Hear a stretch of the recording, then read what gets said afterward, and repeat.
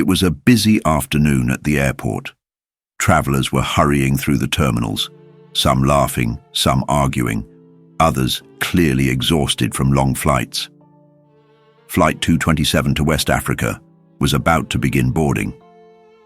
Inside the first-class lounge, a few passengers were relaxing, sipping drinks and scrolling through their phones. Among them was a quiet man dressed in a simple black kaftan.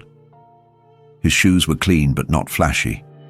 He carried just one small bag. His expression was calm, unreadable.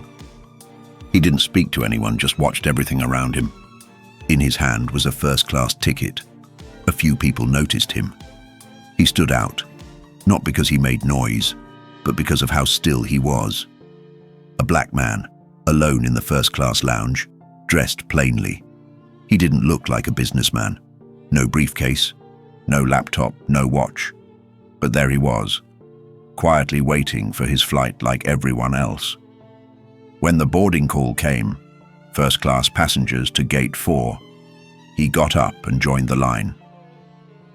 At the gate stood a flight attendant, a slim woman with blonde hair in a neat bun and bright red lipstick. Her name tag said Clara. She smiled and welcomed the man in front of him, a white man in a sharp designer suit, scanning his ticket with ease. Then came the quiet man. Clara's smile faded. She looked him over, his dark skin, his simple clothes, and her tone changed. "Excuse me, sir," she said, putting out her arm. "This line is for first class." Without a word, he handed her his ticket. She looked at it, frowned, and muttered, "Seat 2A? That can't be right." Her disbelief was clear. She stared at him again and said, "Sir, this flight isn't for someone like you. You must have meant to book economy. Maybe someone else used your card." The line went quiet. A few passengers turned their heads. One young woman gasped. A man in a business suit frowned. People began pulling out their phones to record, but Clara kept going. "Let's not make a scene.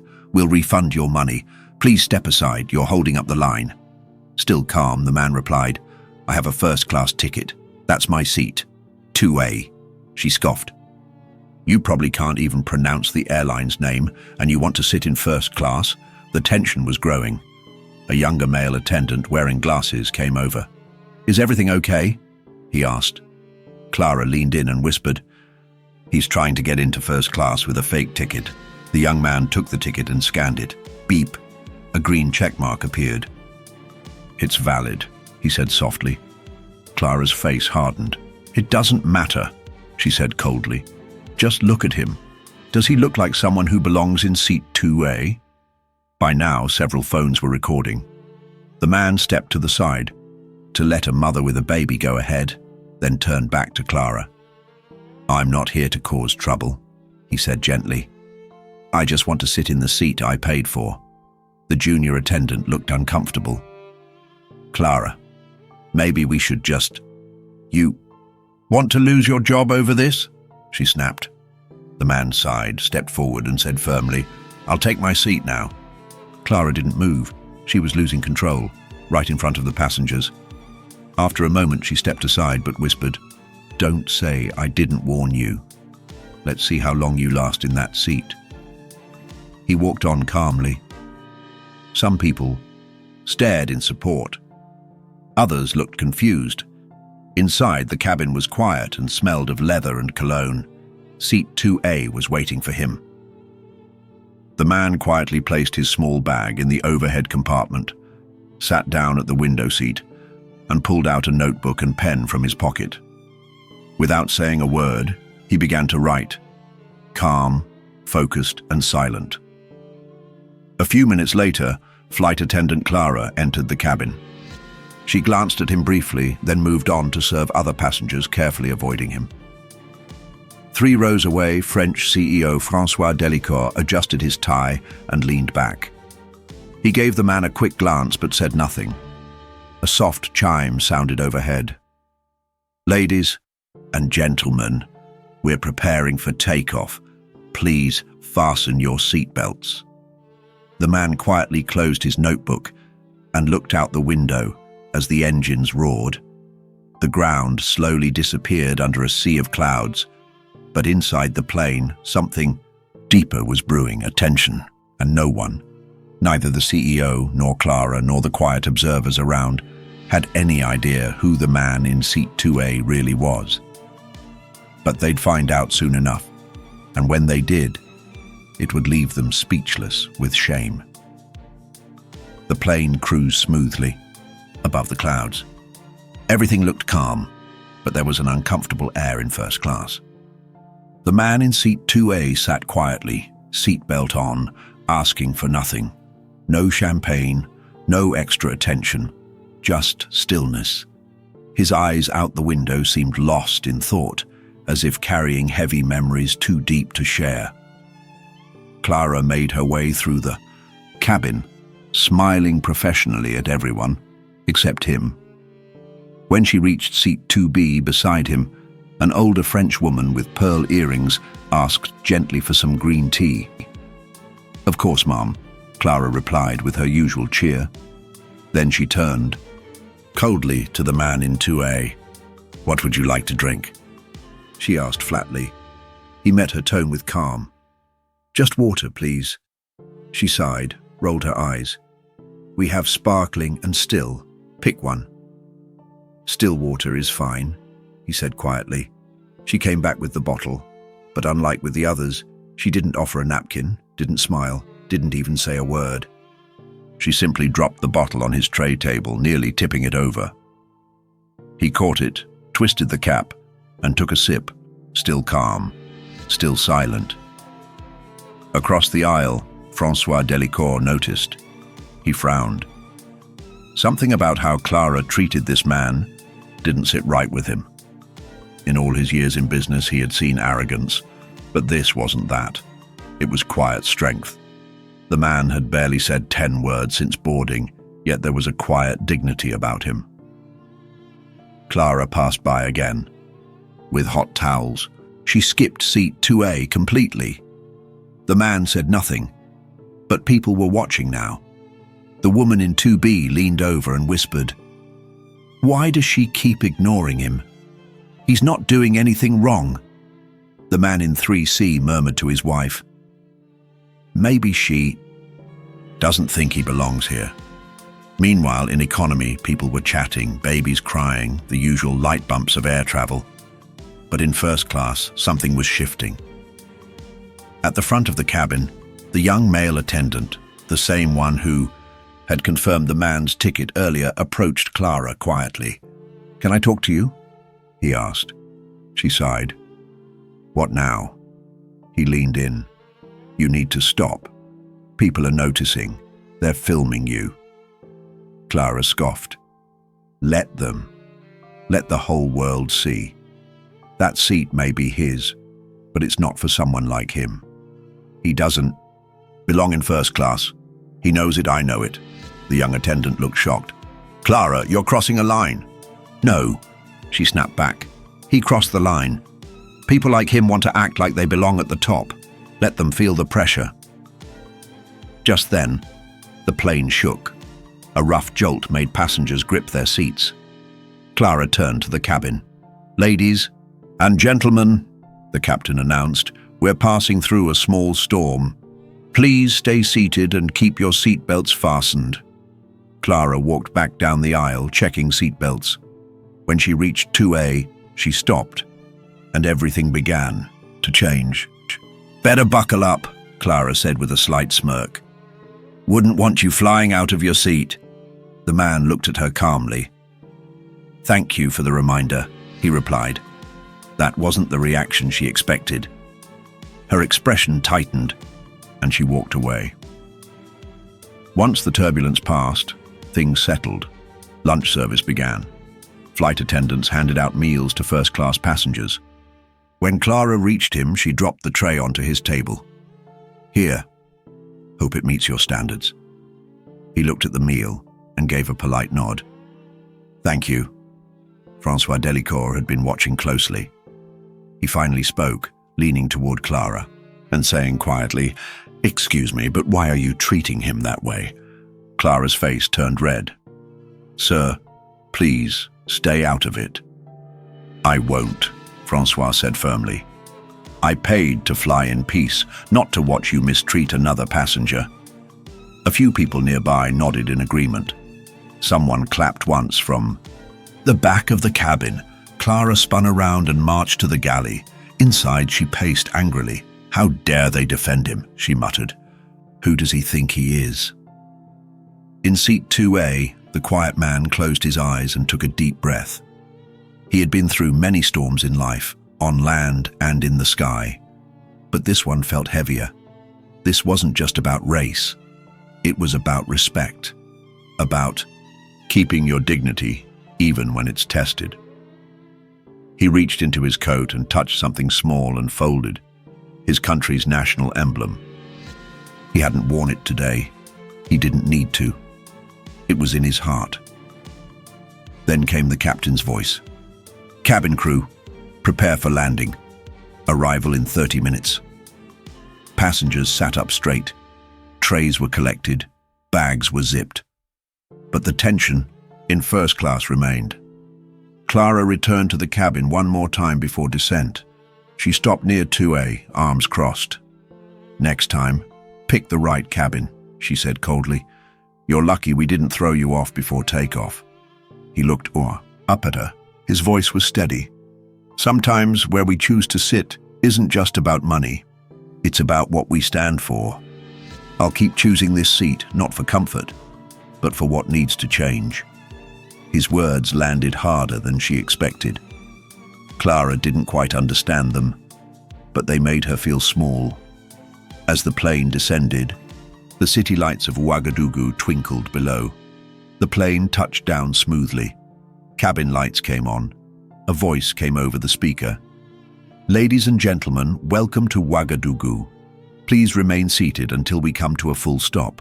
Some passengers clapped lightly.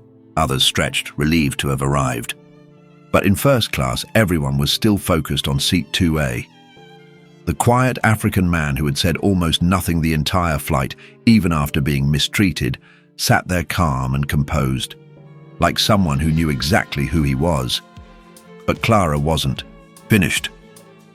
As passengers unbuckled and reached for their bags, she approached him one last time. Her voice was low, her tone bitter. "I wish you'd never boarded this flight," she hissed. He looked at her silent. She leaned closer so no one else could hear. "You smell like you haven't bathed in a month," she whispered cruelly. "You think sitting in first class makes you clean. All it does is make this cabin stink." He didn't reply. He just looked into her eyes, calm, steady, unshaken. There was strength in that silence. The woman in seat 2B, the older French lady, saw Clara leaning in. She didn't hear every word, but she saw the look on Clara's face. "That's enough," the woman said firmly. Clara turned, annoyed. "Stay out of this." "I won't," the woman replied. "You've crossed the line." Clara gave a nervous laugh. "You think he belongs here? Look at him." At that moment, François Delicourt, the French CEO, turned his head, and the entire plane was about to find out who the man in 2A truly was. The man in seat 2A stood up slowly. His silence had lasted long enough. He looked directly at Clara. "You've embarrassed yourself," he said calmly. "You've embarrassed this airline, and you've embarrassed everyone here." Clara froze. François Delicourt stepped forward. "He's done nothing wrong," he added. "He paid for this seat. He behaved with dignity. He's shown more grace than you can begin to understand.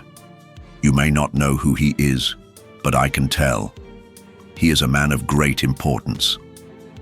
Clara's face turned red with a mix of anger and shame. "I was just doing my job," she snapped. "We have standards here." "No," François said firmly.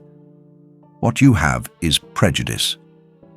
By now, several passengers had gathered near the first-class section. Some had only heard pieces of the exchange.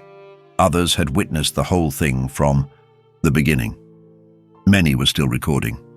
The cabin door opened. A light breeze drifted in. Airport staff waited below, along with a staircase rolled up to the plane. But something outside was different. A black car with tinted windows was parked near the aircraft. 5 uniformed soldiers stood nearby.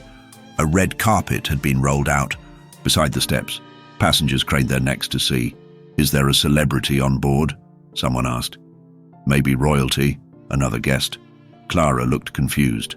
"We didn't get any VIP notice," she said. Then, something unexpected happened. The junior flight attendant, the one who had scanned the quiet man's ticket, approached Clara. He looked serious and a little nervous. "Clara," he said, holding out his phone, "you need to see this." She grabbed the phone and stared at the screen. Her face went pale. It was a photo of the man in 2A, not on the plane, but in full military uniform, standing before a large crowd. Soldiers saluted him. Flags waved behind him. The caption read, "President. Ibrahim Traoré, President of Burkina Faso." Clara's hands began to tremble. She looked up, scanning the cabin. He was standing now, calmly removing his bag from the overhead bin. "No, this can't be," she whispered. He walked toward the exit in silence. "Wait," Clara called, her voice suddenly softer. "Sir." He paused and turned. Her lips shook. "I didn't know. I didn't mean to." President Traoré looked at her, not with anger, but with quiet truth in his eyes. "Would it have made a difference if you had known?" he asked gently. Clara opened her mouth, but no words came. "Respect isn't something reserved for the powerful," he said. "It's something owed to every human being." Then he turned and stepped off the plane. Outside, the sun was bright. The soldiers saluted. One opened the car door, but the president didn't get in right away. He turned back and looked up at the aircraft. Inside, many passengers were watching. Some had tears in their eyes. Others looked down in shame. François Delicourt stepped out and caught up with him. "Mr. President," he said quietly, "please accept our apologies. I didn't know. But your humility, it's something I'll never forget." President Traoré gave a soft smile. "Sometimes we must walk humbly," he replied, "to see the true nature of others." They shook hands. Back in the cabin, Clara sat in an empty seat, pale and shaken. The young flight attendant stood beside her. "You didn't just insult a president," he said quietly. "You insulted every one of us who looks like him. Just..." Then the captain came out of the cockpit. "Prepare a written report," he told Clara, "and be ready to answer for your behavior." Clara buried her face in her hands. Outside, camera flashes lit up the runway. The red carpet waited, and the quiet man from seat 2A stepped into his car, not with pride, but with purpose. He had boarded the plane as a regular passenger, but he walked off as a reminder, a lesson. Before the last passenger even left the plane, the story was already going viral. Clips from the flight were all over social media. Clara shouting, the man sitting quietly, François stepping in, and the final reveal. People around the world were shocked, angry, and deeply moved. Many felt ashamed. Inside the airport, as passengers moved through immigration, whispers filled the air. "Did you hear?" one staff member said. "He was on our flight," another replied, eyes wide with disbelief. The quiet man had left an impact they would never forget. Yet, Clara stood in a small airport office near the jet bridge, pale and shaken. Her hands were cold. The airline manager paced in front of her, visibly upset. "Do you realize what you've done?" he said sharply. "I didn't know who he was," Clara whispered. "That's not the point," he replied. "It's not about who he is. It's about what you said. This flight isn't for someone of your color. You smell like you haven't bathed in a month." Clara lowered her head. Tears streamed down her face. "I was just doing my job," she said weakly. "No," the manager said firmly. "You abused your position, and this isn't the first time." Clara looked up, stunned. "What do you mean?" "You think we haven't had complaints?" he said. You think this was the first incident? She froze. Meanwhile, outside on the tarmac, President Ibrahim Traoré sat quietly in the back seat of his car. The airport director stood beside the open door, sweating nervously. "Mr. President, we deeply regret what happened," he said. "If we had known..." "President." Traoré gently raised his hand to stop him. "That's the problem," he said. "You only care when you know." The director fell silent. "I didn't board that plane to test anyone," the president continued. "I flew as an ordinary man. I wanted to understand how my people are treated when no one is watching. Now, I know." He looked out the car window toward the airport terminal. "That woman didn't just insult me," he said.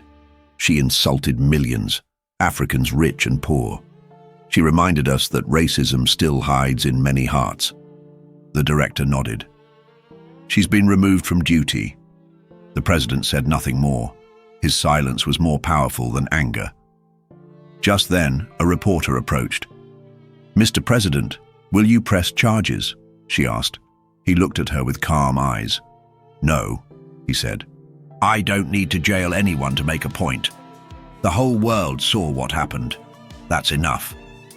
Back inside, Clara sat alone, her uniform now feeling more like a costume than a job. Her phone buzzed non-stop, hundreds of messages. Some were from strangers, others were from old friends. "You're trending for all the wrong reasons. How could you say such things? I hope you're ashamed." One message hit hardest. It was from her mother. "I raised you better." "I'm..." Disappointed, Clara dropped her phone. She felt the weight of it all. Anger, guilt, regret. She wanted to scream, cry, or disappear, but she had to face it. Later that evening, a press conference was held outside the presidential palace in Ouagadougou. President Traoré stepped onto the stage, wearing his military jacket with his country's flag on his chest. Reporters from across Africa and Europe had gathered. Cameras flashed. Microphones pointed toward him. He spoke slowly, clearly. "This morning, I boarded a plane as a regular passenger," he said. "I wore no title. I carried no entourage. I didn't need anyone to know my name." He paused. "But what I received wasn't just poor service. It was hate. It was disrespect, not only toward me, but toward anyone who believes status is about appearance, toward anyone who thinks power only wears a suit and tie." He looked directly into the cameras. "I want the world to understand. No human is above another. You don't need to be a president to deserve respect. You just need to be a person." The crowd erupted in applause. Some clapped, others wiped away tears. He raised his hand to quiet the crowd. "I forgive her," he said. Gasps filled the air. "Yes," he repeated, "I forgive her. Not because I am weak, but because the message has already been delivered." She has seen the consequences of her actions. Now it is her choice to grow or to remain small. He ended with one powerful line. "True power is not in the title you carry. It is in the way you treat others." The audience stood in a wave of applause. That night, news channels across Africa and Europe played the story over and over. Kaushna. Media exploded with clips from the flight. People were shocked, angry, inspired. Some felt ashamed. In classrooms, teachers used it as a lesson. Judge no one by appearance. Respect belongs to everyone. Back in her room, Clara sat alone. Her eyes were red, her face tired. She hadn't eaten or slept. But one phrase kept echoing in her mind. "I forgive her." It broke her. She sat at a desk and picked up a pen. No camera crew, no scripted apology, just her, writing by hand. A letter of regret. Clara's letter was short but heartfelt. "Dear President Traoré, I'm not writing to you because you're a head of state, but because you're a human being, and I failed to treat you like one. I was full of pride and blinded by ignorance. You had every reason to shame me, yet you chose forgiveness. I'll never forget that. I hope one day I can prove I've changed. Clara." She sent the letter. She didn't know if he would read it, but deep down, she hoped he would. A quiet response in his office at the presidential palace in Burkina Faso, President Ibrahim Traoré sat by the window as sunlight filled the room. Clara's handwritten apology lay on his desk. He read it again. There were no excuses, just truth, remorse, and a desire to change. He folded the letter and placed it gently in a drawer, a knock on the door. "Come in," he said. His assistant entered with a thick file in hand. "Mr. President, we've received hundreds of letters, support from citizens, apologies from airline staff, even drawings from school children. People were truly touched." Traoré nodded.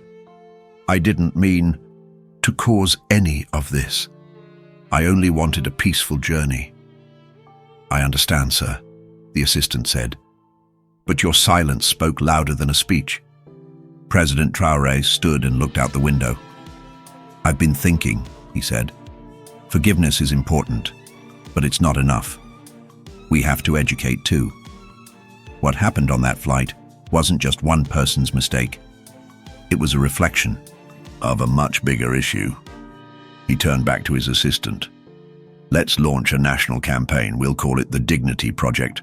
We'll start in schools, train customer service workers, and promote respect everywhere."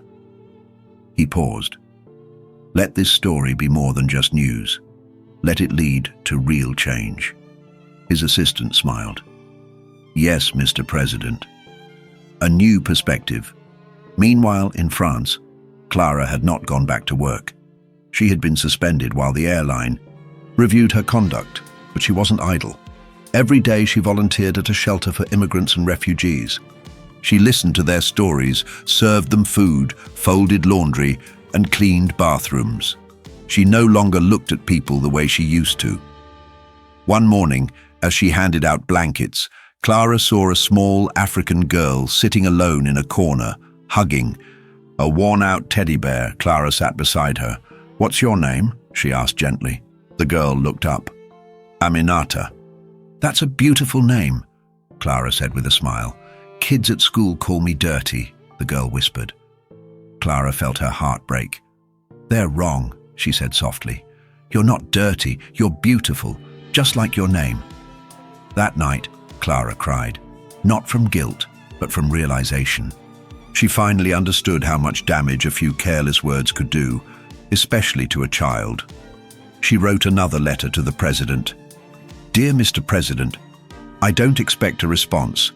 I just wanted to say, I'm truly changing, not because I got caught, but because I was wrong. Every day I meet people who remind me of you, quiet, gentle, and full of worth. I see them now, really see them. Thank you for staying silent. Your silence woke me up." Clara.